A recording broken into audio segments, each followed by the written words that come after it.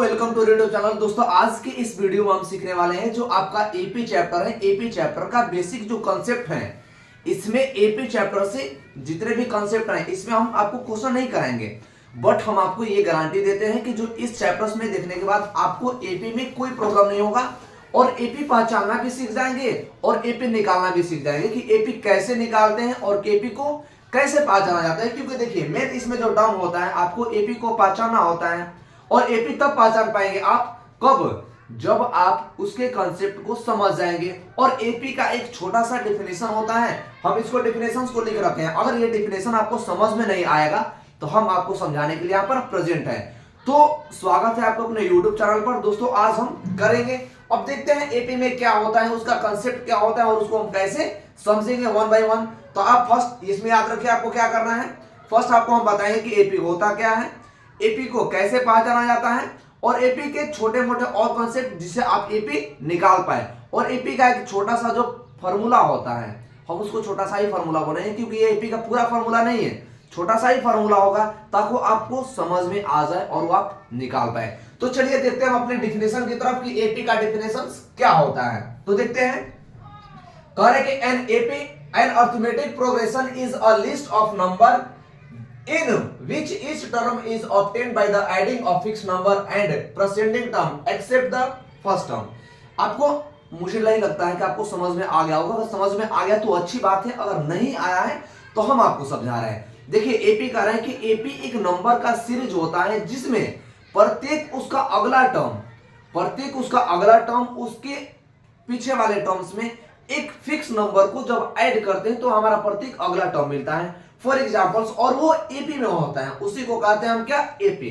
For examples हम आपसे एक यहाँ पर क्वेश्चन कहें, एक हमने यहाँ पर कुछ नंबर्स का सीरीज लिख रखा है क्योंकि नंबर्स का सीरीज होता है एपी। अगर हम यहाँ पर ले ले 1 2 3 4 5 डॉट डॉट डॉट, हम आगे तक कहां तक ले ले, आगे तक ले सकते हैं हम यहाँ पे। और अब हमें इसमें देखना है कि क्या ये नंबर सीरीज में है, क्या ये एपी में है कि नहीं है। तो देखिए फिर एक बार हम क्या करेंगे, आपके डिफिनेशंस को हम पढ़ेंगे और उसके अकॉर्डिंग इसको हम एनालाइज करेंगे। करेंगे arithmetic progression is a list of number. तो देखिए नंबर का हमारा लिस्ट हो गया, सही बात है।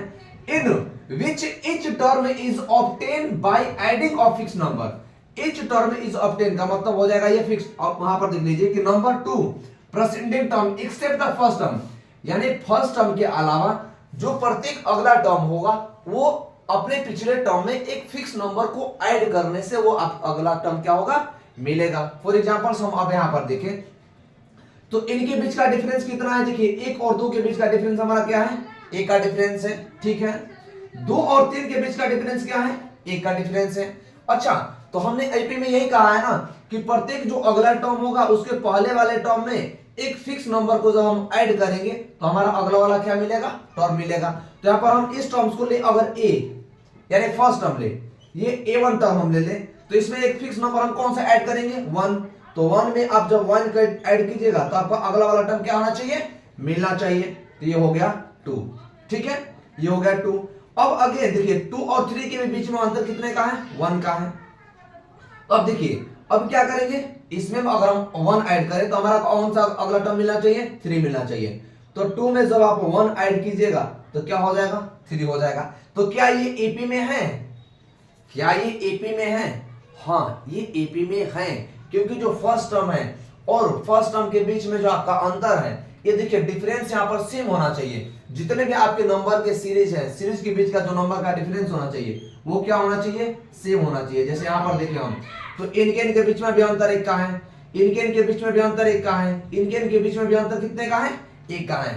अगर आपको दो नंबरों के बीच का जो नंबर ऑफ सीरीज जो है उस सीरीज में प्रत्येक अगले टर्म का बीच का जो नंबर है और पहले वाले टर्म के बीच का जो डिफरेंस है वो क्या होना चाहिए, सेम होना चाहिए, तो वो क्या होगा, एपी में होगा, अदरवाइज वो एपी में नहीं होगा। फॉर एग्जांपल और एक क्वेश्चन का हम थ्रू क्या करते हैं, इसको समझते हैं। अब देखिए हम आपको बताएंगे इसमें फर्स्ट टर्म क्या होता है, सेकेंड टर्म क्या होता है, कॉमन डिफरेंस क्या होता है, इसका बेसिक एक फॉर्मूला क्या होता है, बात करेंगे हम। थोड़ी सी पेशेंस रखिए और सब सारी चीजों पर हम बात करेंगे इसमें। अब देखते हैं हम एक अगला हम आपको टर्म दे, आपको बताने हैं क्या वो एपी में है कि नहीं है। तो 2 6 9 8 12 16 डॉट डॉट डॉट हम आपसे कहा दे क्या इज दिस एपी, ये एपी में है, आपको बताना है क्या ये एपी में है।